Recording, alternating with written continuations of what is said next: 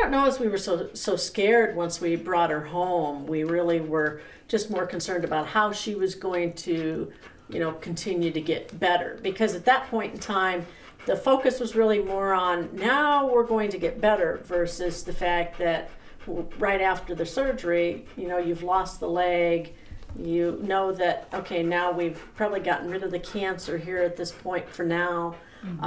But now bringing her home, we know it's just going to get better. But I think for us, as he alluded to, the 10 days, 14 days is pretty labor intensive. Yeah. Because you're monitoring their behavior, how they're acting, you know, trying to make sure that they don't do anything that will hurt themselves because they don't know not to do something. And I think there was one thing I wasn't fearful, and I know Marcia wasn't fearful when we went home, but I observed something real quickly that I think that was important, was that 3 legs don't have as much balance as 4 legs, and particularly when you get them on a surface like this vinyl, or we have some hardwood floors, we adjusted the runner rugs in our place, but she got into a couple situations out in the tile where she slipped and fell, and it looked like she had hurt herself initially because she was, as we saw in a couple of situations just here on the vinyl,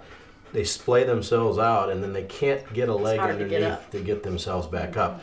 And so, you know, what we found was using a towel as an assist on the abdomen, or here at the facility using this leash to kind of bring it back around under her abdomen. Actually helps her really a lot. And I think that's the part where I've been fearful. The other one is I've been fearful is that she's been such a dog jumping into the Suburban and out of the Suburban that when I open up the kennel, her tendency is to want to rush out and jump. And she hasn't done that, but only because I've basically been right there and I've caught her and we've carried her down, of course.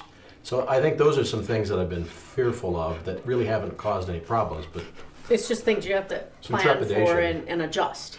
Like we adjusted all those rugs so that her area from where she lays down to where she got outside was the runners. So we moved her food out of the kitchen, which was on the tile.